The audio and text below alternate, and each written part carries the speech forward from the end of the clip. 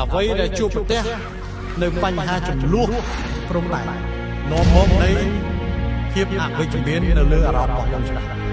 តែបើយើងមើលមកបែបទៀតអត់មានពេលណាមួយ